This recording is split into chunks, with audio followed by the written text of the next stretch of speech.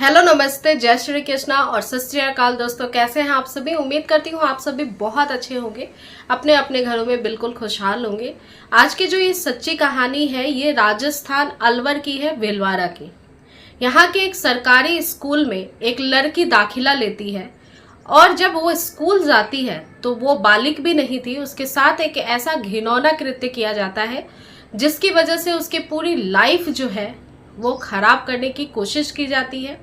लड़की इतनी परेशान हो जाती है कि वो स्कूल जाना भी बंद कर देती है और वो इस चीज को, उसके साथ हुई घटना को बताने की बहुत कोशिश करती है, लेकिन उसकी बदकिस्मती ये थी कि उसकी माँ ना ही सुन सकती थी ना ही बोल सकती थी। उसे पता नहीं लग रहा था कि मेरे साथ जो घिनौना कार्य हुआ है मैं किसे बताऊं, कहाँ जाऊं और मैं किसको अपनी परेशानी बताऊं। नमस्कार दोस्तों, मेरा नाम पूजा है और आज की जो ये सच्ची घटना है ये एक ऐसी बच्ची की है जिसके बहुत सपने थे, पढ़ लिख कर कुछ बनना चाहती थी। पिता उसके ट्रक ड्राइवर थे और ये जो भीलवाड़ा है यहीं के एक सरकारी स्कूल में ये दाखिला लेती है।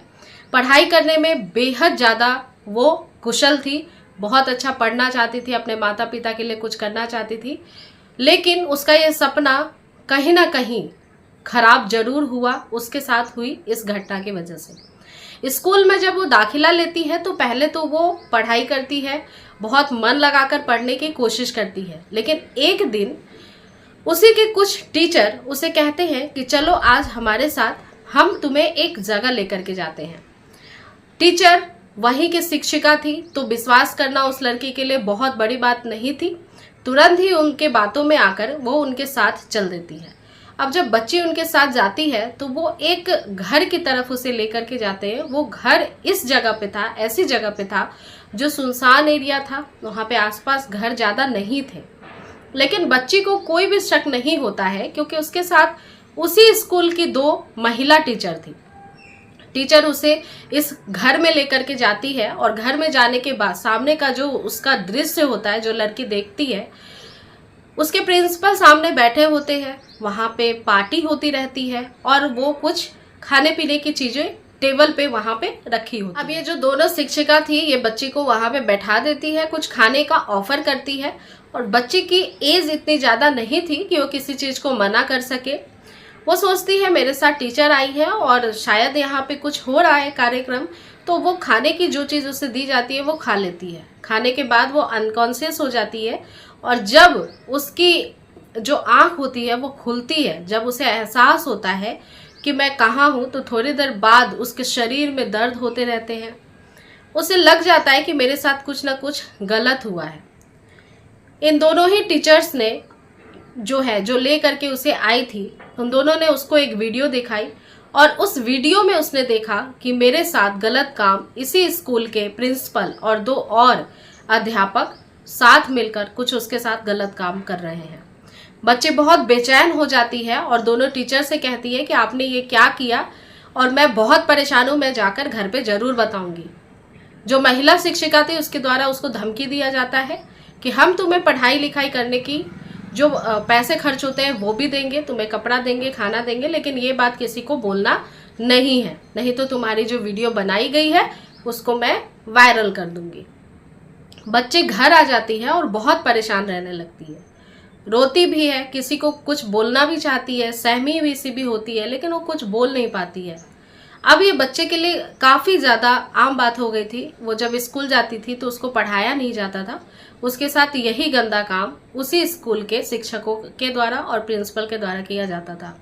लड़की बहुत परेशान हो जाती है और इतनी ज़्यादा हताश उदास हो जाती है कि किसी से बात करना भी बंद कर देती है, घर में ही रहना पसंद करती है और घर से बाहर भी निकलना पसंद नहीं करती है।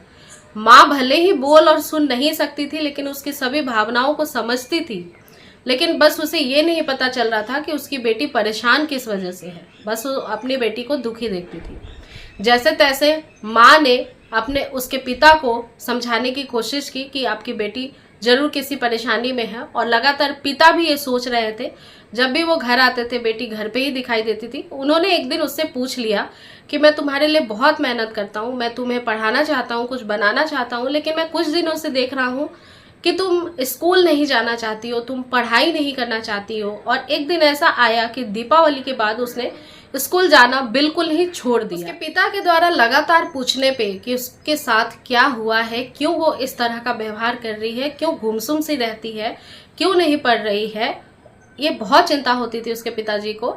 तो एक दिन उसकी बेटी सोचती है कि मैं किसी को तो ये चीज़ बताना ही पड़ेगा, मैं किसे बताऊं। और पिताजी पे वो सोचती है कि पिताजी को ही मैं ये चीज़ बता देती हूँ, भले ही कुछ भी हो, लेकिन मुझे पिताजी को बात बता देनी चाहिए। जब वो अपने पिता को ये सारी बात बताती है, उसके पिताजी के पैर के नीचे से ज़मीन खिसक जाती है। विद्या और विद्यालय जो शिक्षा का मंदिर माना जाता है, जब यहीं पे बेटियां असुरक्षित हो जाती हैं और कोई भी माता पिता ये सोच नहीं सकता है कि उनकी बेटी स्कूल जाएगी तो उसके साथ ऐसी कोई घटना हो जाएगी, पिता बिना कुछ सोचे समझे नज़दीकी थाना पे जाते हैं और उस स्कूल के शिक्षक और उस स्कूल के प्रिंसिपल के खिलाफ रिपोर्ट दर्ज कराते हैं।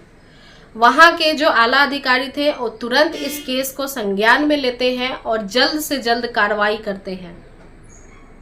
वहाँ के प्रिंसिपल और 2 अध्यापकों को तुरंत ही गिरफ्तार कर लिया जाता है और साथ ही साथ जो महिला शिक्षक थी जिन्होंने उस लड़की को वहाँ तक ले जाने का कार्य किया था, उन शिक्षकों का साथ दिया था, उन्हें भी अरेस्ट कर लिया जाता है। और तमाम इन्वेस्टिगेशन इस केस की चलने लगती है। जो भी आरोपी थे उन सभी को पकड़ने की पुलिस कोशिश करती है, लेकिन बात यहीं पे ख़त्म नहीं होती है। कई सारी बेटियां जो समझ नहीं पाती हैं इन चीज़ों को कि किसे जाकर बताना है, अगर उनके साथ कुछ भी होता है तो उन्हें जागरूक जरूर कराना चाहिए। और ये माता पिता की भी जिम्मेदारी होती है कि अगर उसके साथ कुछ भी हो तो वो किसी न किसी को ये बात जरूर बताए, अपने माता पिता को, कोई भरोसेमंद इंसान को, नज़दीकी थाने पे जा सकती हैं, वो महिला पुलिस को बता सकती हैं, हेल्पलाइन नंबर पे भी कॉल कर सकती हैं जो सरकार के द्वारा जारी की जाती है।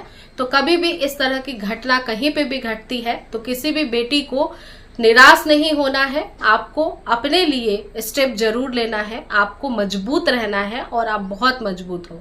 तो उम्मीद करती हूँ फ्रेंड्स कि ये जो आपको मैंने कहानी बताई है राजस्थान की, ये सही सच्ची कहानी कैसी लगी वो मुझे ज़रूर बताइए कमेंट करके। आपकी क्या राय है वो भी मुझे ज़रूर बताएं।